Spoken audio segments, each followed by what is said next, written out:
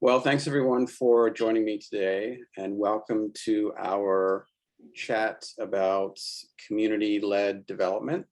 My name is Will Forrester, and I'll be leading the discussion today. Just a little bit of housekeeping. And I guess I should say, for those who don't know, and I think everybody in the call knows, but almost everybody, I'm the Marketing and Communications Manager here at Friendly Water for the World. And as one of my duties every month is to set up and organize and run these chats. I think this is the 24th chat we have hosted since we started at the beginning of COVID last year. And we've had hundreds of folks view them, and both live and actually thousands now, and online after, because we do record them, which gets to my housekeeping. The chat is being recorded. It will be uploaded to YouTube later. So if you miss anything, you want to go back, you can go back. I chapter all of the chats. So if there's something specific you're looking for, I break the chats up online into chapters. So you'll be able to find, hopefully find it pretty easily. You're welcome to mute your microphone until you want to say something. That usually keeps everything kind of going along smoothly. If you want to see this chat later, you can go to our events page, and all of our chats are linked on that page, all 24 of them. And that's also where you'll find next month's chat, which will be about our partners. If any questions or comments, always feel free to contact me at will@friendlywater.org. And I am going to take just a second here to let one other person in who's requested to come in. And Amali, hopefully I can get you in. And Abraham. And another person. Make sure everyone who's in, who wants to be in. Okay. So we are on a mission to transform the villages of the world. This is, if you've followed us since the beginning of our chats in March of last year, you've probably seen a handful of language that we have shared at the beginning of these chats. And we like to let folks know, especially new folks, who we are and what we do. And we've gone through a lot of transformation over the last couple of years. And as part of that transformation has been writing a new mission and writing a new vision. And we've been sharing that recently. And if you want to see that, you can go on our website. It's underneath the About page on our website. And we have taken some time over the last couple of months to take some of the more formal language we're using to describe what we do, and to convert that into something that's accessible to everybody and translates well. And that has led us to this statement, which you're going to see everywhere. This will be on the front page of our website and on our brochures, and it really does a great job of illustrating and representing what we do. We have 7 programs, and you'll also hear me talking a lot more about these programs: water security, improved sanitation, good hygiene, etc. You can read those on the screen right here. They really speak to that previous mission statement. We're on a mission to transform the villages of the world. We, as an organization, started with biosand water filters as a technology. Over time, we've added more technologies. One of the reasons we've done that is because many, I would say perhaps all of the communities we go to are missing or lacking more than one essential resource, more than one basic need. And so we are taking a whole village approach to our community development. And you'll hear kind of more about that in today's presentation about community-led development. So what is community-led development? It's the process of, formally, it's the process of working together to create and achieve locally owned visions and goals. And so I'm going to break that down during the presentation today and hopefully have someone speak to what it actually means on the ground. So I think it's helpful to have some context, and I wanted to include a few slides that I've included in a previous presentation about why community development work often fails and how that leads to community-led development. And so for those of you who have attended previous chats, you've probably seen the next few slides. I've run them once before. One of the reasons why community development projects often fail is bad design. Here's an example of bad design. This was a play pump that was invented over 10 years ago. Had a spinning motion, and the idea was the kids would push it and that would act as a pump and water would be brought up. The only problem is, and you probably guessed this by looking at it, is you're essentially using child labor to pump water. And when the kids weren't playing, the pump wasn't pumping water. So this was an idea that was created by an outsider, by an individual and a community who wasn't part of the community, and it drew a lot of interest and a lot of intrigue by, again, outsiders. They put a lot of money into it, and the project completely failed for reasons which will become readily apparent during the rest of the presentation. So bad design that doesn't take into account the actual experience and the needs and the uses of the community is one big reason why you should have community-led development. Another reason is poor maintenance. So it's estimated that roughly at least 40 to 50% of technologies, especially water-based technologies in developing countries that are installed by external agencies, fail. That in and of itself isn't necessarily a bad thing, but it's a bad thing if no one locally is trained to fix it. And if that doesn't happen, then these technologies break and stay broken. So again, you have to engage the community in the process of actually implementing the technology. Another reason why these development projects often fail is the incentives are wrong. So for a lot of projects, the external incentives are perhaps something like connectivity. Connect as many people to water as possible, and it's measured at the end of the implementation of the project. So maybe you go in and you create a borehole well, and you can say that, let's say 200 people now have access to that well. And so you might consider that to be a success. The question is that still a success 5 years later, when perhaps more people are living in that community and there is a greater need for that water? And frequently, if not usually, it's not a success because the projects aren't designed for the future. The incentives are for them to work right now. And finally, management. Frequently, management is done by external partners, external agencies who don't have people on the ground, who aren't integrated with the community. They have their own motives, they have their own desires, they have their own incentives, and they are frequently not aligned with the local community. So these are all the reasons why projects often fail and why community-led development is so important. So I'm going to go over, this is actually going to go fairly quickly. There are 11 characteristics that are that the movement for community-led development has put together to describe the work. And I think they're a great way to kind of learn about community-led development, understand the components of it. And through the presentation, I'll also kind of talk about how the work we're doing is bringing each of these characteristics to life. So the first one is participation and inclusion. That's the very first characteristic for community-led development.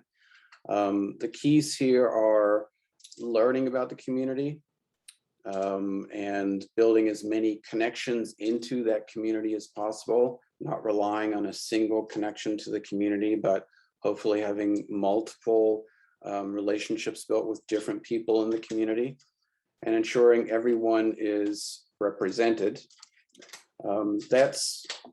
A great illustration of this is during our community engagement event with Mbakahya last year, where we had an open invitation to the community, where we met with community leaders ahead of time. We had a partner who had connections with multiple people in the community. And so we were able to create an open invitation to the community and ensure that multiple people were able to attend and engage, and were also represented as part of the process. The next characteristic is voice. So this isn't just about having something to say. It's also about kind of the back and forth and the engagement.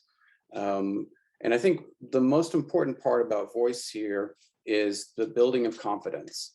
So for Mbakahya, as an example, the community where we have a partnership with now, we are certainly not the first organization who has entered the community and who has created a program with a community.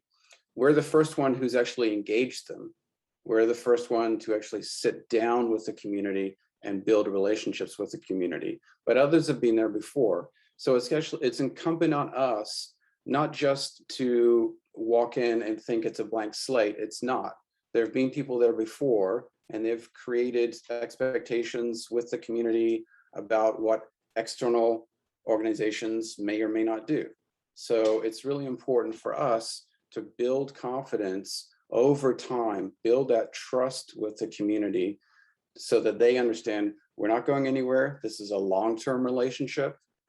We are there as their partners, but most importantly, as facilitators of this process, so that they can accomplish whatever vision they have and achieve whatever goals they decide they want to achieve.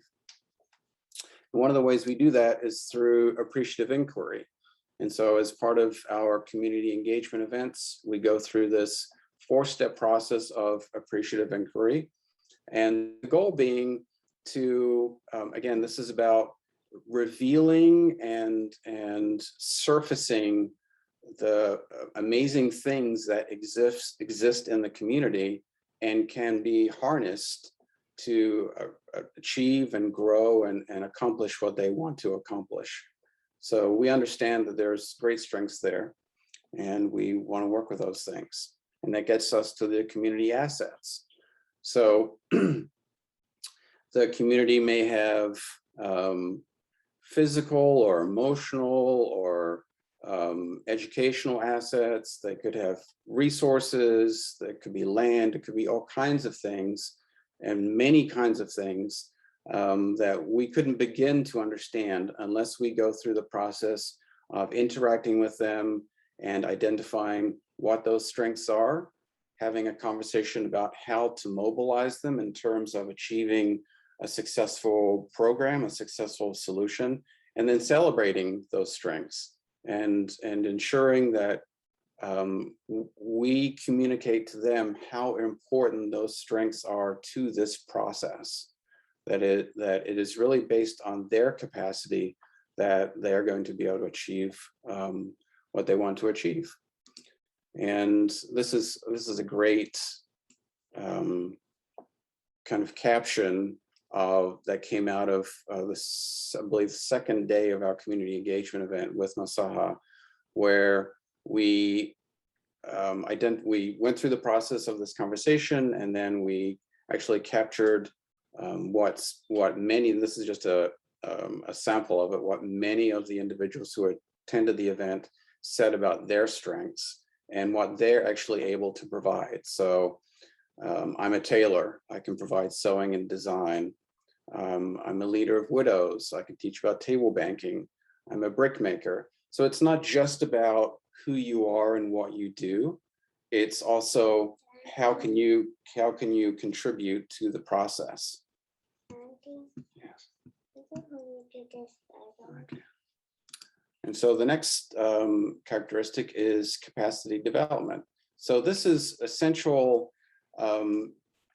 This is where we start taking some of the individual strengths of the community and being able to unite the community together to invest in each other. And kind of a great illustration of this is something that we've discovered recently and was the subject of our last chat, and that's table banking. Table banking isn't a program that we started. It isn't even actually something that we were aware the group was interested in or was intending to adopt. And I encourage you to go back and watch last month's chat. It's really interesting and really gives you a great outline of what table banking is. But this is an example of MDG, so this Mbakahya Development Group, pooling their strengths. So each of them have individual strengths. They're all contributing to the program, and they're being paid for their participation and their work in that program. And as part of that, they are contributing money to a shared account. And so they're literally pooling the strengths and the rewards of those strengths into something that's shared to help bond them together and to help potentially both grow the group in the future, but also grow individual ideas that may come out of the group. The next characteristics is sustainability.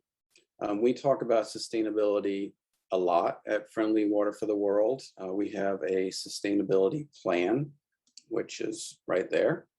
And there are three keys for sustainability, three things that you really want to do. They're both, it's interesting because they're both important to the program itself, but also program to the participants in the program and the processes in the program. So you want to make sure that you can sustain the aspiration that this is really going to be something. And that goes back to the building of the confidence and building trust with the community and ensuring that everyone keeps looking forward, you keep learning, you keep on a path to your goals, and you adjust as you go along, and I'll talk more about that in a second. The other important part about that I want to focus on in sustainability is building resilience, because we know that there will be things that come up during the process that are completely unanticipated in the program, that we had no idea were going to come up. The community didn't necessarily know they were going to come up. These are new programs, they're new efforts. You have no idea what the environment is necessarily going to provide during a program. And so the ability to kind of deal with hurdles along the way and do it as a team, as a unit, is really important. That gets us to transformative capacity. And you'll see there's some themes in community-led development that keep popping up. And one of them is this idea of believing, of empowering people to believe that the way things are right now can be different, that they have the capacity both to transform as individuals, as a group, as a community, into whatever it is they particularly desire, whatever it is they dream, whatever it is they vision, and it can be small things or it can be big things. If you look at table banking, we know that there's an individual who's in the current group right now who is hoping that once the table banking account gets to a certain size, that she's got an idea of how to bake some goods at home that are a little different than what the community usually has, and be able to sell those goods. That may be sound like a small thing, but it's a big thing for that person, and can potentially really not just transform her state through the selling and the income from the baked goods, but also the mindset that I can do this, I'm empowered to do this, I have the ability to do this, and I have the support system and the infrastructure around me that's going to help me to do it.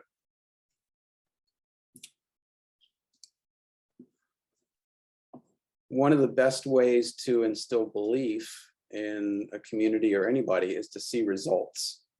And this is one of the finished tanks that's part of our Mbakahya water security program. This is actually a tank that was completed in Kambiri, one of the first 3 tanks we've built. And so being able to demonstrate that this is real, we're able to build the tanks. We have a number of schools in Mbakahya that we have not surveyed yet. We surveyed a handful of them. And then as we started to move on to some of the other schools, we received some information that they weren't sure. They didn't know if this was real or not. And that's part of building that belief that now we can say, here's a tank in the ground, constructed. You can see it yourself if you want to see it. And it helps reinforce what we're doing, and that there's follow through, that there's commitment, and that the program is real, and our intentions and the intentions of our partners are very real. So it's a great way, having results is a great way to get people to believe in something. Collective planning and action. I think this is really illustrated during the community engagement event that we do, at least at first, where we bring together many folks and they decide together. They represent all elements of the community, at least as many as is possible during the event. And they decide together how they're going to move forward, what programs they do or do not want, what order the programs happening in, do they need to be customized and modified for the community? Do they need to connect with other people and other groups in order to bring these things to life? Accountability, and I find this one to be probably the most interesting element of community-led development. And the reason for that is we are all accountable. Our supporters are accountable. We are Friendly Water for the World staff are accountable. Our partners are accountable. Community members are accountable. The folks connected to the community are accountable. Everybody has a stake in the success or failure of the program. And so it's really important to ensure that everybody understands and accepts and steps into that accountability and are equipped to be accountable, to follow through. Because the last thing you want to do is expect one person or one group to be accountable for something for which they don't have the strengths or the abilities or the communication or the right conditions to be accountable for. So everybody is accountable for something. And this is really brought to life during the scale step of our community investment approach, which is the last step in the work that we do. And this is where we really want to ensure that as the program is truly being directed by the community, that everyone understands their role. Our role continues. Their leadership role deepens and broadens at the same time. And different partners then may step in or out based on the sustainability of the program and how it winds up developing over time. Community leadership, no surprise, is really important. It's important to endorse leaders, endorse the idea that everyone can be a leader, everyone is a leader, everyone can have influence, everyone can affect change. And that's something that has to be reiterated. it's not something that you show up and have one conversation and everyone simply accepts the fact that I'm a leader now, and whether it fits my personality or not, I can say what I want whenever I want, and it's just everything's going to happen. It doesn't work like that. It's something that takes time. It's something that takes continued relationship building, continued facilitation, continued building of belief that the program is not only going to work, but achieve its goals and create larger or more right-sized goals for the future. So you never know where leadership is going to come from. I personally, this is a picture of Ezra, who is with our partner TCSC. This is him doing some soap training during our good hygiene program with Mbakahya. We had done a few soap training, well, actually more than a few in the past. They were usually led by one of our partners. We had all kinds of different soap recipes. We weren't exactly sure how they were all put together. There wasn't a lot of alignment to them. And when we were creating this program with Mbakahya, it just so happened that Ezra is a chemical engineer by training and had been working as a chemist at a local factory. And he became a leader during this process because he had the knowledge and he has a fantastic ability to teach people and inspire people to learn. And so he continues to be a leader through that program and other programs, and created the recipe for our soap and made sure that the community was able to access the resources, and continues to build out that program, which has been extremely successful. It's important to adapt along the way. You have to learn and adjust. We do that. I love this screenshot. We do that by continuous meetings with our partners on the ground. This is Getri from TCSC. This is Heather, our finance manager, who meets with her frequently. And those are members of the Mbakahya Development Group.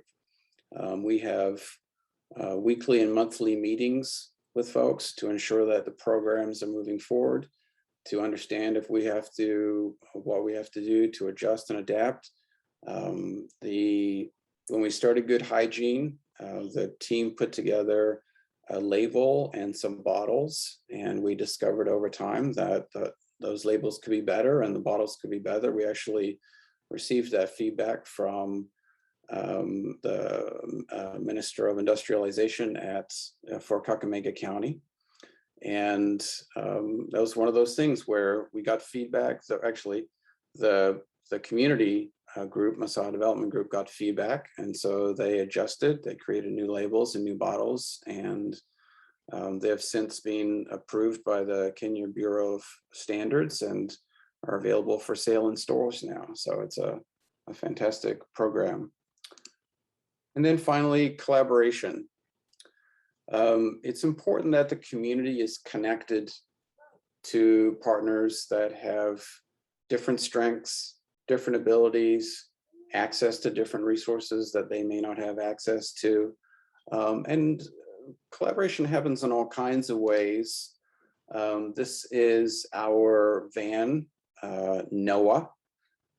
This is the van we have out of our Kakamega Build Center. And those are interlocking stabilized soil brick presses in the back of it. And as part of one of our recent programs, we realized that our Mbakahya build had a curved brick press and a straight brick press.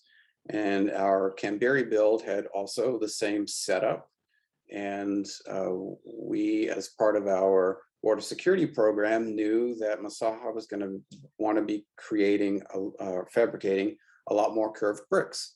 So we were able to load the presses in the back of the van and switch them up and make sure that Mbakahya got two curved ones, and then the two straight ones went to Kamberi. And that's the kind of collaboration that happens within the program and outside of the program as well. So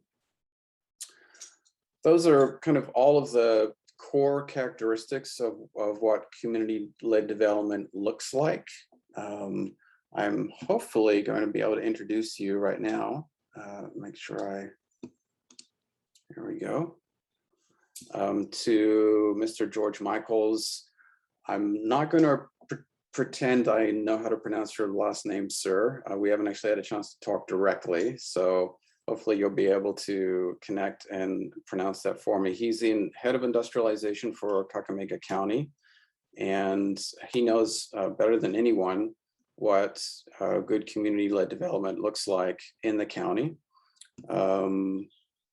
And I'm going to hand it over to him. If can you hear me? You're on mute, so. Oh, let me see if I can unmute you here. There we go. Hello.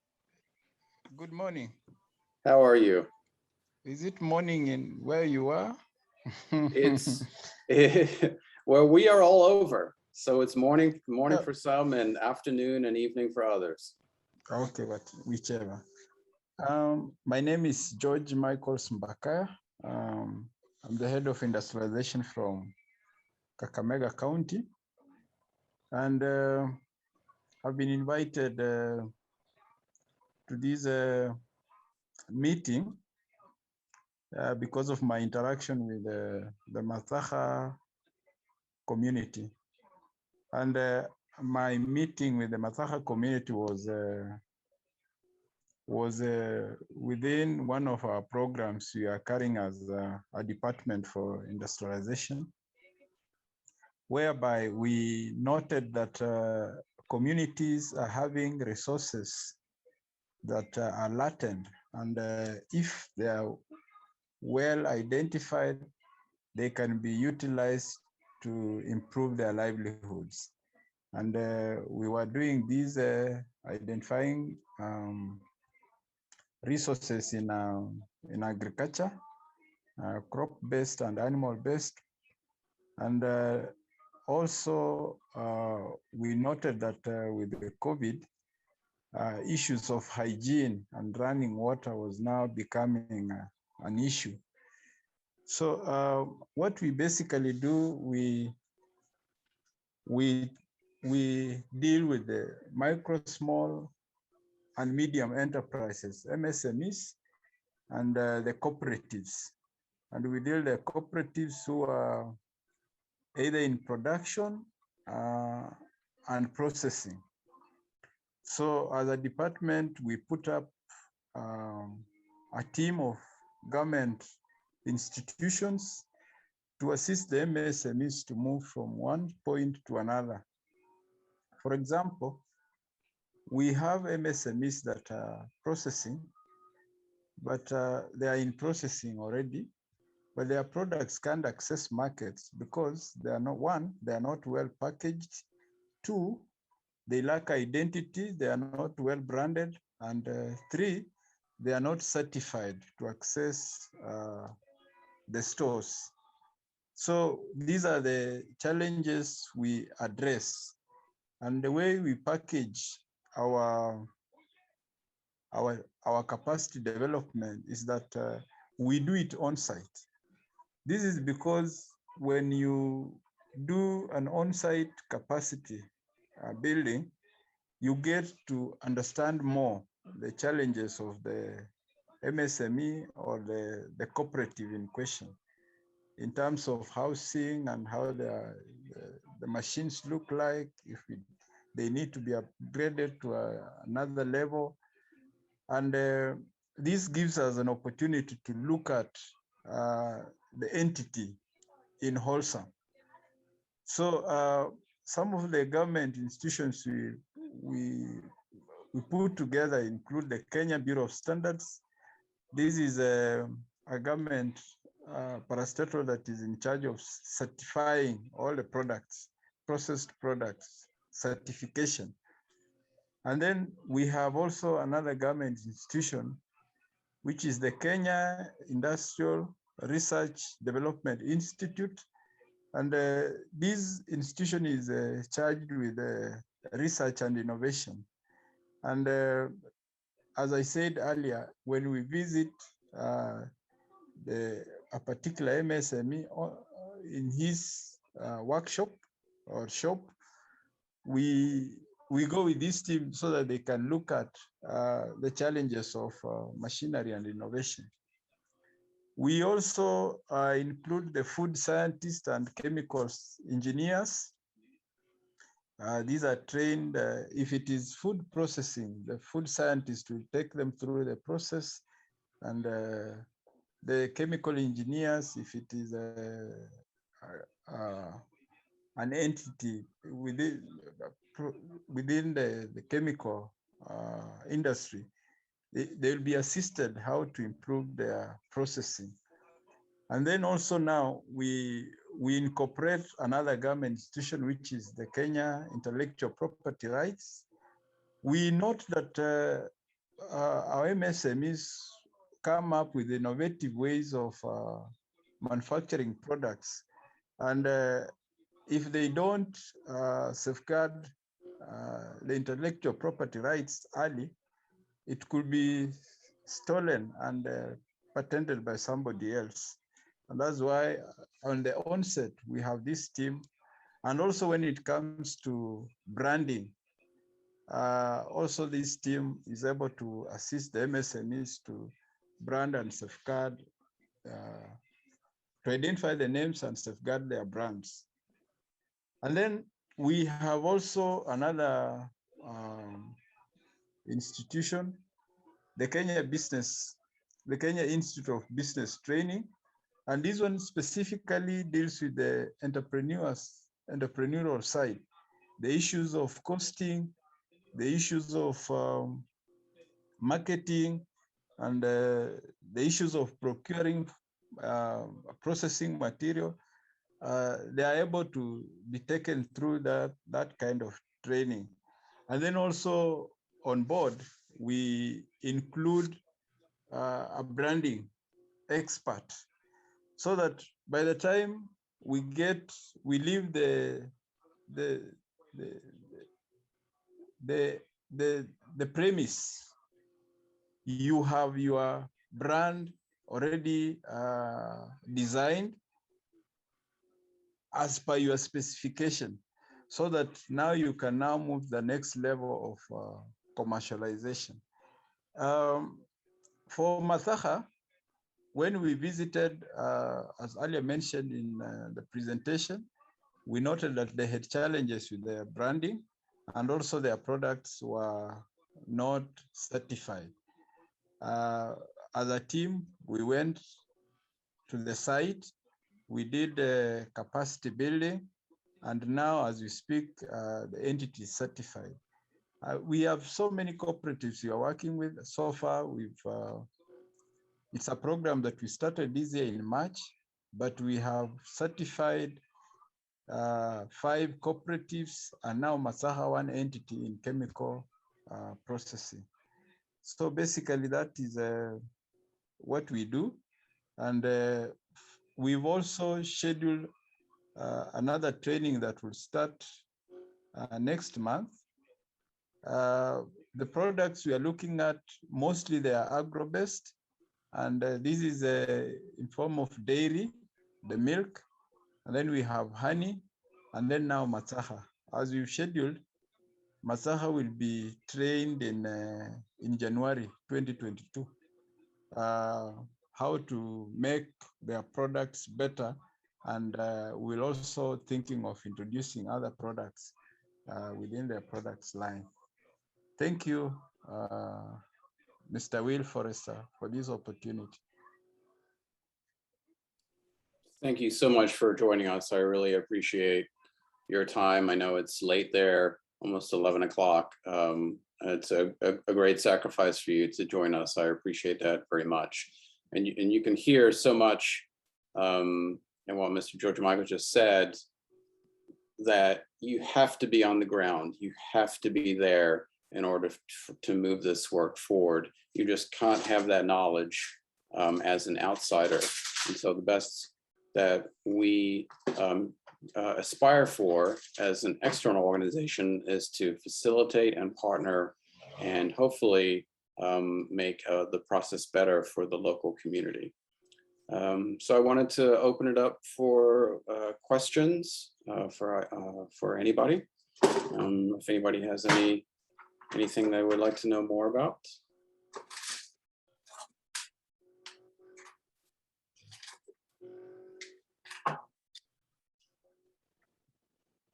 All right. I must have done a fantastic job explaining this. Will, I have one. Oh, all right. The 11 characteristics, does the group itself, the Mbakahya Development Group, have a list of those 11 characteristics? You know what? They do not. And that's something they should have. You're right. I would say that although that they may not have a list of them, we certainly live them with the group. But I think it would definitely be a good idea to share an actual list with them. Well, I'm thinking further than that, that at the beginning of meetings, each week or each month, one person could give a 2-minute talk, as it were, about one of the characteristics, just to keep them in the forefront of people's minds. No, I think that's a great idea. And it's something that we hopefully, I will say that we are constantly thinking about appreciative inquiry and the asset-based part of community development, which has been integral to our work moving forward. But there is a lot more that I think we're now in a position to help activate more formally. And I think that's a great idea. Any other questions? All right, well, thanks everybody. I hope everyone has a fantastic weekend. Thank you again for joining us this month. Next month, our chat will be on partners, all the different kinds of partners we have in our work.